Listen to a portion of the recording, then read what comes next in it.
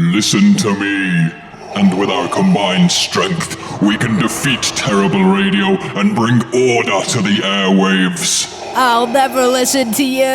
Obi-Wan never told you what happened to Culture My Arts. He told me enough. He told me the BBC cancelled it after multiple complaints. Destroyed forever. No. I am Culture My Arts. That's not true. That's impossible. It was so weird and crap.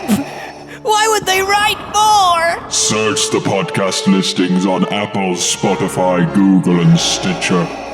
You know it to be true. No!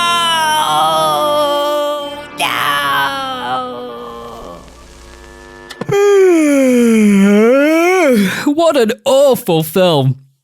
Ugh, don't get the hype at all. Oh. Hello, you. Back for more. Music. And I realize I have no more lyrics. Film. Maybe La La Land. Opinion. Yes, I think the answer to that is yes. And other things. It's Culture My Arts. Your latest culture headlines. Brian May donates hair to naked mole rat sanctuary. That's in the Star. Finally, we've got you, says Merkel to Putin after UN hide-and-seek tournament.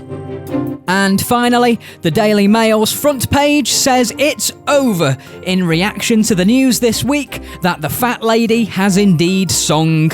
Those are your culture headlines. Oh, just think. What are the odds of being born in the same timeline, the same dimension as Culture My Arts? Scientists say it's about 400 trillion to 1. It really is rotten luck. I'm Frank Sod, your host. I can't guarantee you'll like me. One thing you should like, though, is John Guff's crack. No, not that kind of crack. I've seen that one, and it was rather unsightly. I'm talking about his crack in time. This week, he takes us back to 1989, the year when Anglesey introduced complete animal equality. Have a listen. Hold on. Not yet. Now. Animals. Some say they are beautiful, elegant, and insightful. But when I tried to strike conversation with an English bulldog earlier today, it just kept trying to scratch the parasitic worm that was dangling from its anus. Nevertheless, in 1989, Anglesey Council deemed animals intelligent enough to be given equal rights. Instantly, a variation of species became a mainstream part of society. It's a decision that has changed life here ever since. Hi, I'm Beth Ann Hughes. I was a local MP here until the 1992 general election. Ever since then, it's been Brian. And for the benefit of the listener, let's just clarify that Brian is indeed a goose. That's correct. And why is it that you're working below a goose? Well, originally, I was only meant to be here to show Brian the ropes. His previous experience was quite different from your average MP, so it was a huge career change. And what was his previous experience? Well, mainly spitting at children in the park, eating discarded bread. Oh, sounds a bit like my ex. So I'm needed quite often for meetings. You know, his feet are webbed, so I have to do most of the paperwork. Her feet were webbed too. Brian's the public speaker, really. He more than holds his own in the House of Commons. Mr. Toryman MP! Mr. Speaker, I'd like to raise the issue of complete animal equality in Anglesey. You see, since 1989, the Isle's infrastructure is in tatters. A complete drag on the Welsh economy. When will the right honourable gentleman for Anglesey admit that this interspecies social experiment has been a complete failure? Brian the Goose MP! Whilst animal equality has allowed talented orators like Brian the Goose MP to blossom in the world of politics, there have been tensions at the lower skilled end of the job market, with orifices such as Boris Johnson. I'm Debbie Jones. I own the local news agents here in Llanfair Bwchwynkich Gogerich Gwynthropwych St Cecilia Gogogoch. I noticed Anglesey Council were giving grants to small businesses that hire animals. I applied for the grant, expecting they'd send me a mule or a donkey to help me carry stock around the shop. I wake up this morning, buzzing I was. What have they sent me? Have a guess. Dewi, I'm not here to play guessing games, just tell me what it is. A bloody python! What am I supposed to do with a python? I'm beside myself. Better than Bichon Frise, isn't it? What's wrong with him? What's wrong with him? He can't stack shelves. His customer service is awful. He can't even get in the uniform. Oh, wrong size. Wrong size? Have you ever tried putting a vest on a snake? He's got no arms, son. I'm going to have to sack him. There's no question. He'll be like all the other animals. On benefits, sleeping with our women. We should be helping our own species first, yeah? Oh, you really are a piece of work. Perhaps humans are struggling to make correct use of animals in the workplace. But it seems the animal population of Anglesey have had no issues with making use of humans. Since 1989, there has been a unique resurgence in the farming industry, led by a few enterprising cows. Hi, I'm Farmer Bryn. This used to be my cattle farm. In 1989, when they gave animals equal rights on Anglesey, a lot of the cows weren't happy being milked and slaughtered, so a lot of them left. By 2000, I was going broke, so I had no other option but to sell the land to a rich investor, who happened to also be a cow. She turned this place into a human factory farm, which I'm now livestock. I tell you, the tables really have turned. You know, when you're doing the farming, the cages do look an awful lot bigger. I've stood in my own feces 4 times today. I do keep trying to tell the cows that I miss my family, but they don't really seem to be on the same wavelength. The worst thing is that cows are herbivores, so 100% of the human meat goes to waste. It's almost as if mass farming is completely wasteful and unsustainable. Luckily, I'm just a milking human. Don't get me started on my breasts, though. They're very tender. I mean, I'm milked dry. I used to think that when we milked the cows, they were mooing out of pleasure. But it turns out it comes quite keen. I guess it's true what they say. What goes around, comes around. They've even learned how to use the cattle prod. John, watch out! Oh, ouch! What are you doing?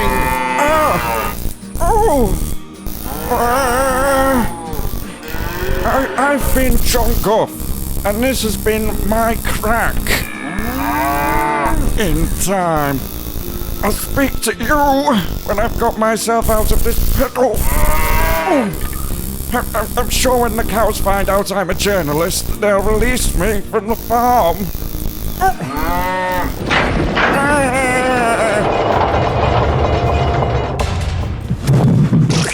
Oh gosh, Bryn, I seem to have landed in some mud. That's not mud, John. Oh dear. Oh God, it's Culture My Arts.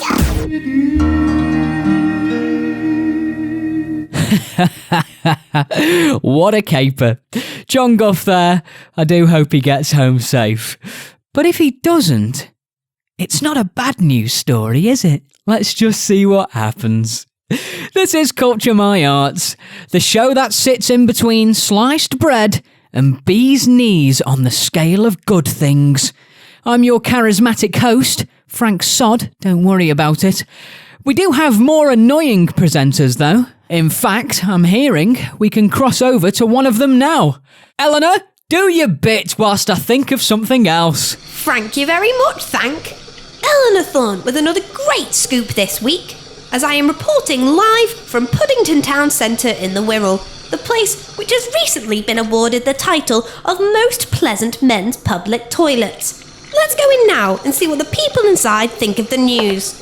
Let's ask these guys at the urinal. Fellas, how do you feel about the news that these public toilets have been voted the most pleasant in the UK? Oh, I'm not surprised, to be honest. It's a great atmosphere in here. Exactly. It's a little support group in here. Of course, you come in here if you need your number ones or your number twos or just to cross the streams. But sometimes you'd also need a hug. Come here, mate. Oh. We really should have zipped up first. Ooh, that'll be your geesh. Let's get some more feelings on this great news. Sir, how do you feel? Not great. I've got IBS, you see, and so... Well, as you can hear, Frank, everyone's thrilled at the news. Back to you. Eleanor Thorne there, on minimum wage.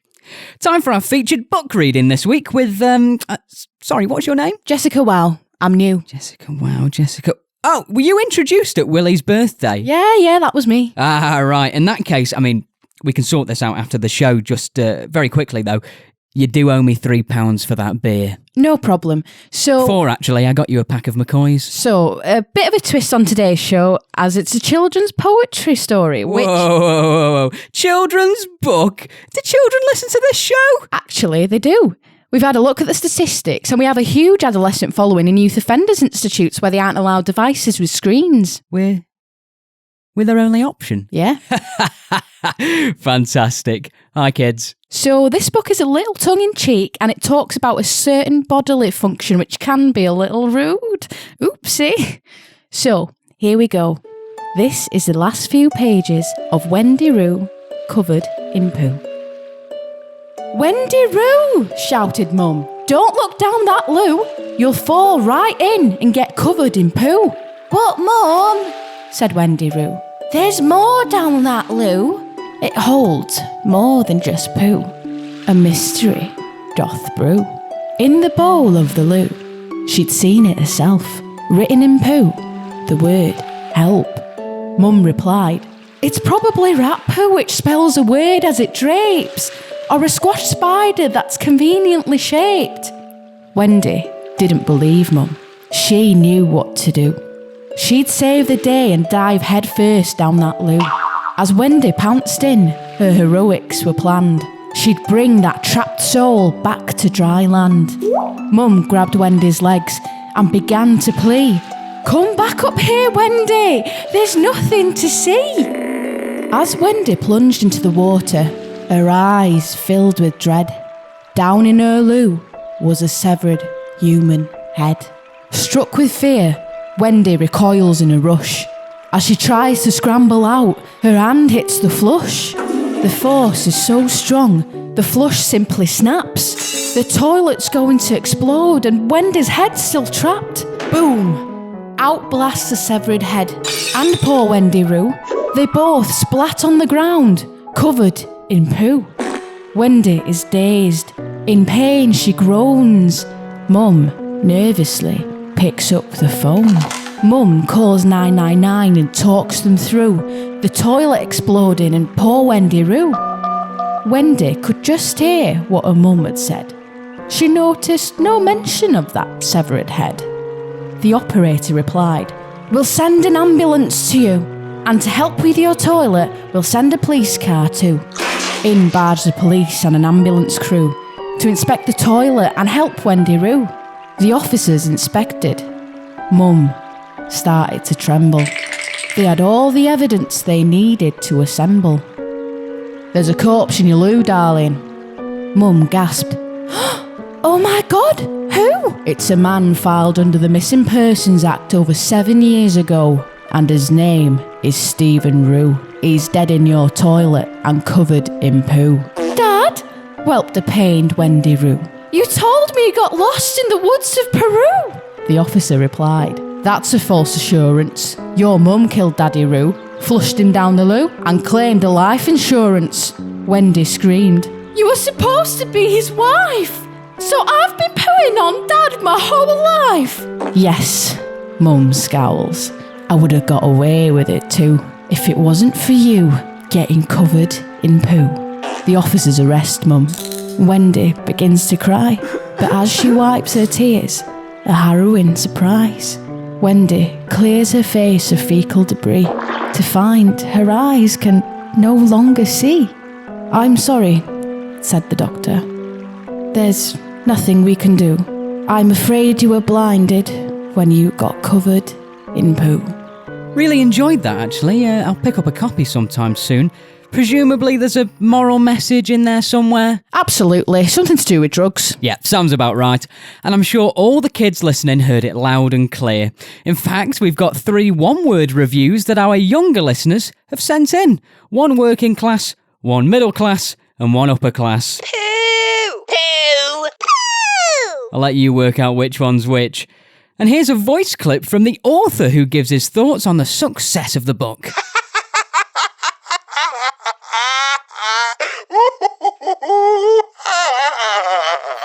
Culture My Arts, a good radio show. Hold on. Oh, sorry, I had to sneeze. Now, we like to make the audience a part of Culture My Arts as much as we possibly can. That's why we've illegally bugged the radio set of one of our listeners to hear their live reaction to the show. Let's tap into the feed. Bill, what are you doing? Why are you under the covers? Oh, it's nothing. I'm just watching some pornography on my phone, that's all. It doesn't sound like a pornography, Bill. Sounds like talking. Are you listening to the radio? Yeah, I am, but it's just BBC local radio. There's no rude words or content or nothing like that. You're listening to that Culture My Arts again, aren't you? No! You are, aren't you? Okay, I am, Jean. I am. I like it. It's really funny. Ever since you got that bloody radio, all you've done is listen to Culture My Arts over and over again. I can't help it, Jean. They're artistic pieces that are very replayable. They just get better with every listen. If this is how it's going to be, Bill, I'm not sure how much longer I can do this. Please. Jean, give it a chance. Give us a chance. Just listen to an episode. You might like it. It's weird and crap, Bill. I hate it. The sketches are rubbish. The writing is confused at best. And don't get me started on that Frank Sod and Willie Didgeridoo. You won't stop me listening to it, Jean. I've purchased one of the fantastic Patreon packages at patreon.com/culturemyarts. I'm a patron, Jean. A patron. And I've bet you bought some merch from teespring.com/store/culturemyarts as well. Haven't you? I have, Jean. 5 bum bags, 2 shirts and a sticker. You can't stop me. I bloody will. Give me that radio. No, Jean. We were happy before Culture My Arts. They did this to us. Jean, give me the radio back, please. I'm leaving, Bill, and I'm taking Babby with me. She can't live in this dangerous environment. Mummy, I'm worried. I know, darling. Don't worry, we'll have a fag and calm down in a sec. Is Daddy listening to that weird and crap radio show again? Will he be okay? I don't know, love. I just don't know. Odd. That bit kind of revealed the whole pretense of the show, didn't it? Ah, well, it's not like you were listening. You listen when you watch TV, don't you? Yeah? You like TV, don't you? Yeah? Course you do.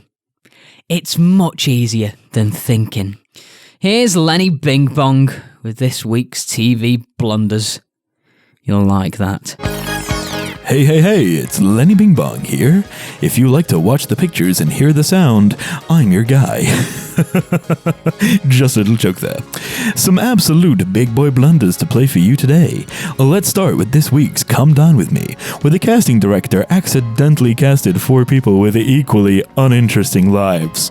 Have a listen, it really is quite anodyne. Just a little joke there, which is more than you'll get from this next segment.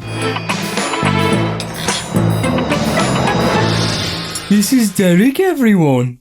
Hi, Derek. Oh, so, Derek, what do you do? I'm a milkman. Oh, so what kind of milk is it? Cows. No, is it skimmed? Oh, whole. I'll tell you what, Derek, I've never tripped on my milk when I walk out the door. How do you manage to do that? Yeah, do you have a technique for where to put it? I just don't put it too close to the door. A Blundersaurus Rex on Love Island, as two contestants actually turn out to be level-headed. I mean, what are the chances?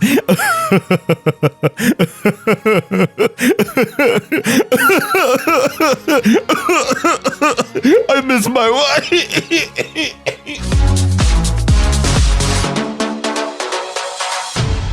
Just wanted to say that I like her, but I want to give it a go with Kayla, as we're developing a romantic connection which I'd like to explore, mint-sick in it. That's fine. In the outside world, I'd be aggrieved by this judgment, but the fleeting timeline of this game show dictates that it'd be ridiculous to get angry at you. Crack on, innit? Nice one. I'm glad to hear your rational response. I would hate to have made you upset. I still do like you. I would respect it, though, if you did not slew me for my indecision. The nature of the game show makes detecting genuine attraction difficult. Oi, oi! You know what I mean? In addition, the pressure of being filmed can also bring about emotional situations which wouldn't occur in most real-life interactions. At the end of the day, it is what it is, isn't it? Furthermore, this show engages in the suspect practice of editing 24 hours of surveillance into 1 hour-long programme. It'd be quite easy to manipulate footage with a view to dramatising quite mundane exchanges in order to villainise contestants for the purpose of cheap entertainment. Not being funny, bants, innit, pied? I concur, Will. Therefore, it would be a slight overreach if any members of the general public were to try and extract genuine social commentary about serious issues merely from watching Love Island. Defo, innit, muggy? Imagine. That'd be silly, wouldn't it?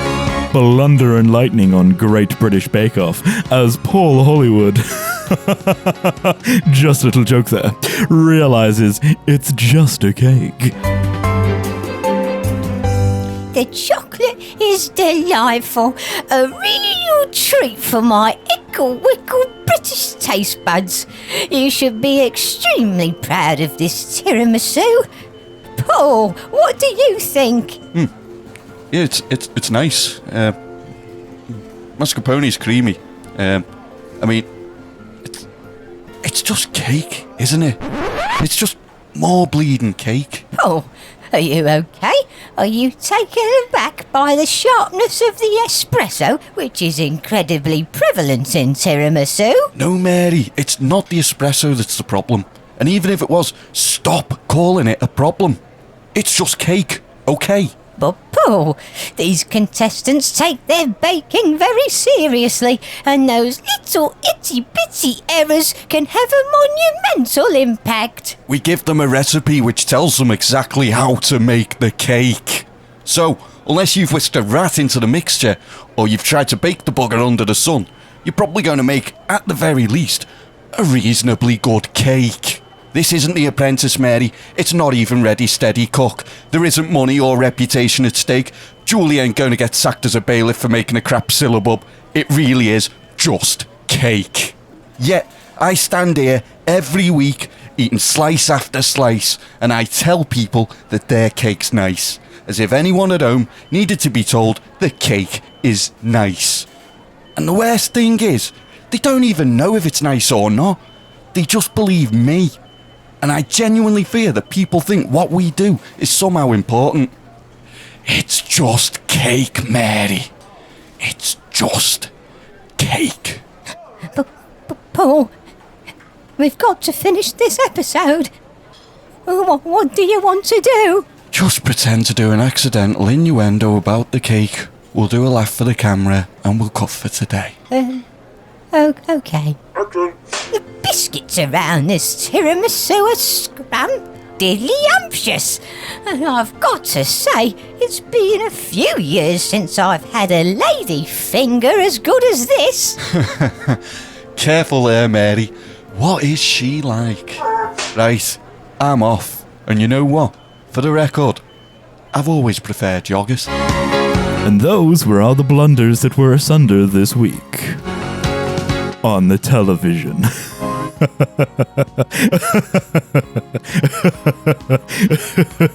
Just a little joke there. Back to you, Frank. Mary's right, though. Espresso is very prevalent in tiramisu.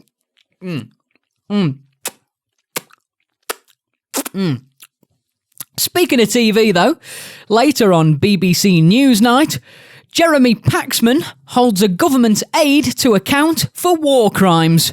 Here's a preview.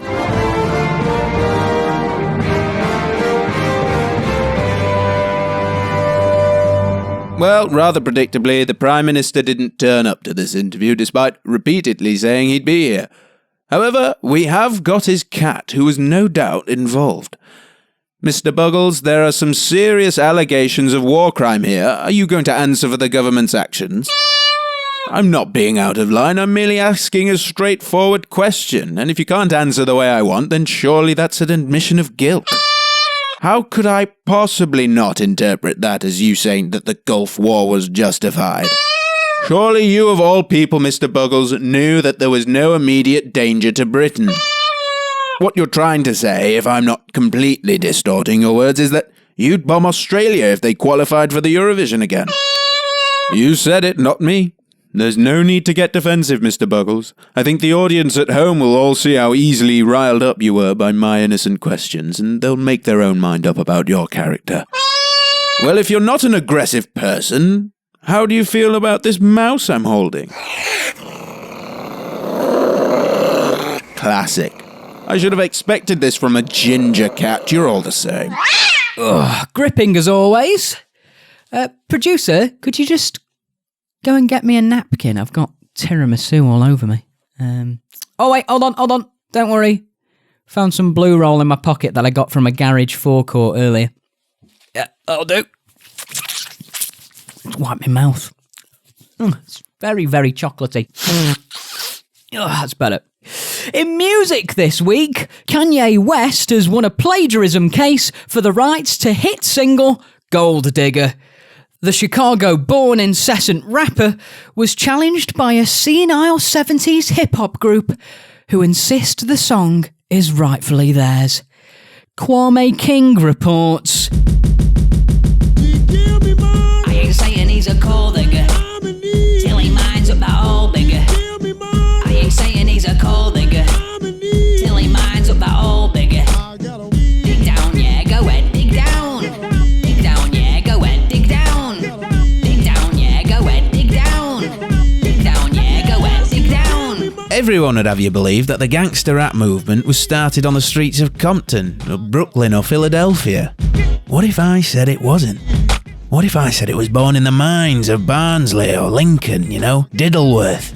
That's where I remember it coming from. I remember it coming from deep within our hearts, deep within the earth. Skegness. Is there a chance you could have misremembered? Misremembered? Don't you tell me what I can and can't remember, mister. I may be old, but my memory's impeccable. I'm very insulted with your comments, and I shan't be a part of this interview any longer. Good day. Which one's the door out again? I thought your memory is impeccable. Well, I'll tell you what, I'm gonna sit down, but not because I don't know the right door, but because I'm tired. I'll state the facts, don't take the mick. I'm making stacks with a trusty pick. If you piss me off, then I'll go on strike, 'cause I break the rock like I rock the mic. Oh, this rap's a corker, bars on tap with a chap from Yorkshire. Got 100 bars to throw at you, 99 about Margaret Thatcher. Okay, let's get this straight.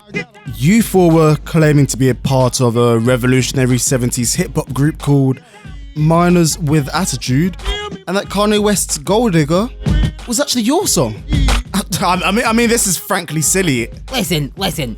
From my point of view, the truth is exactly what I prefer it to be. And so, I'm adamant that hip-hop is the intellectual property of the mining communities, which were full of hot MCs pumping out fresh beats as far back as the 70s. What you've got to understand is, it's hurt us to see Kanye West gain such success with our music, just because he's more socially appealing than us.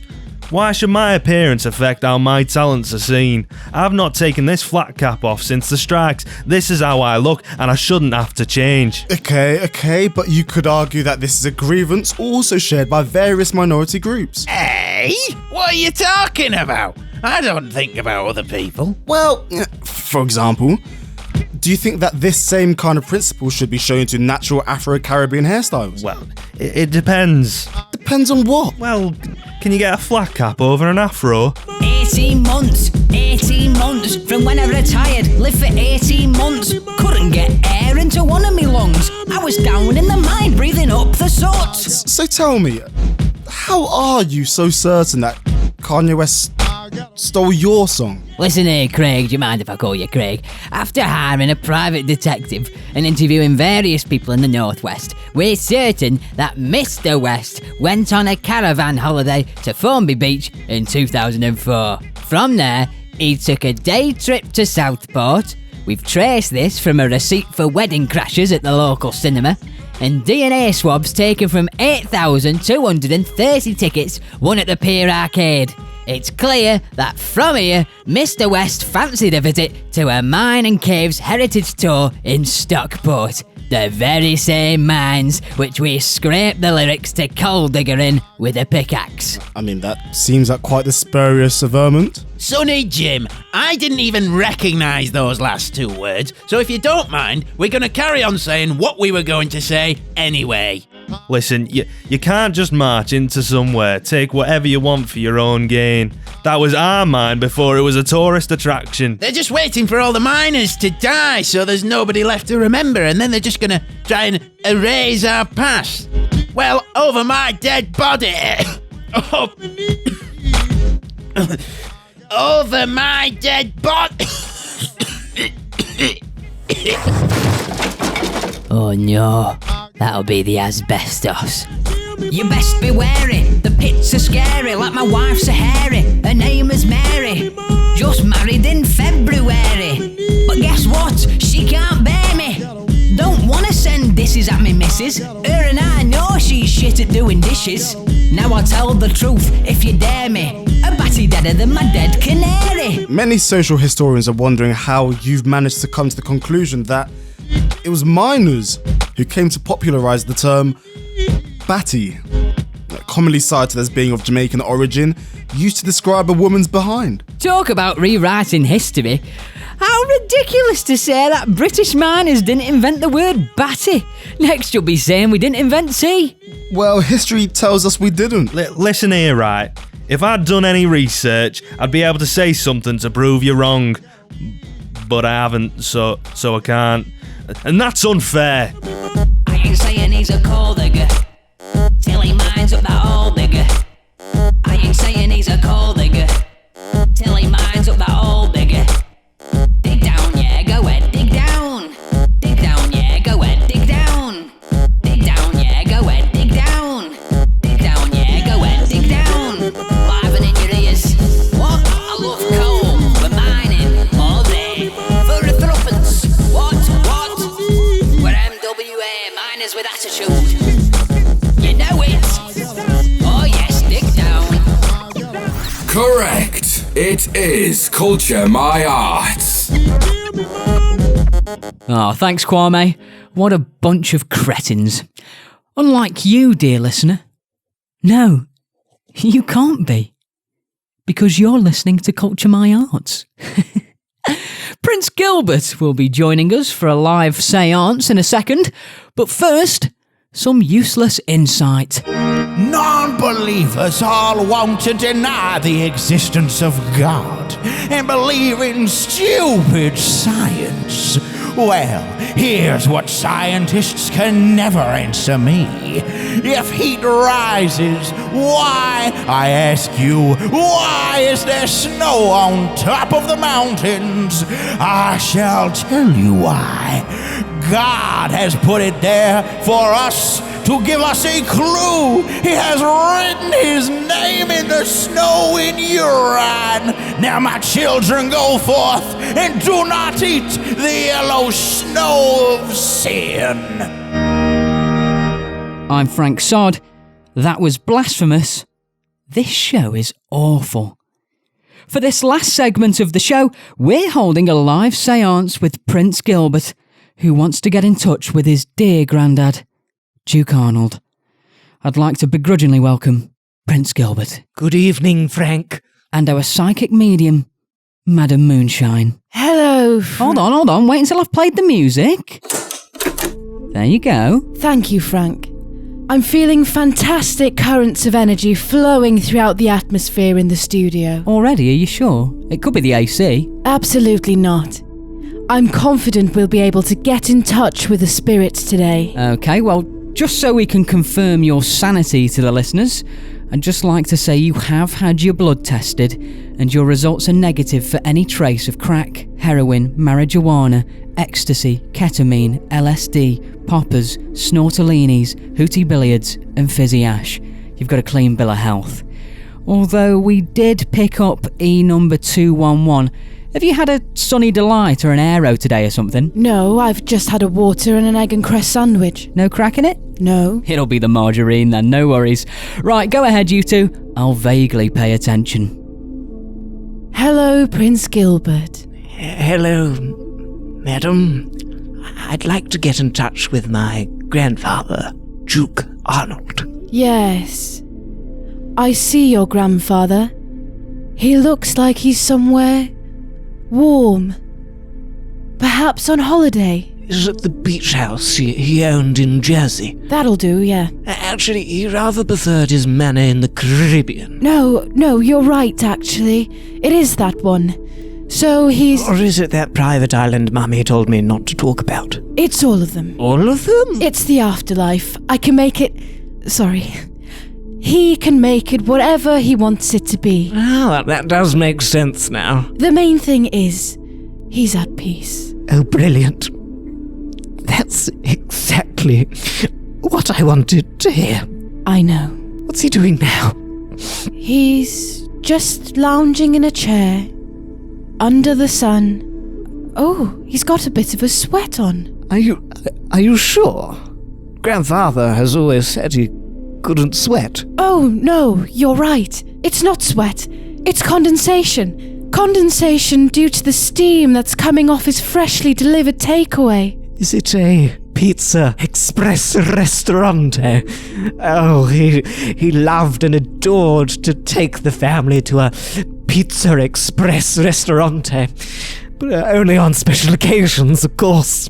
Hold on. He's opening the box for me. It is. It's a Pizza Express. He says. My favourite. It's been a while since I've had one of these. God, the last time must have been 18 years, 4 months, 12 days, 3 hours, 26 minutes, and 1 second ago. He wants to say something, but your session is almost up. He's drifting away. No, grandfather, wait. Drifting away. Madam, I've got a £20 note in my wallet. Hold on a second, please.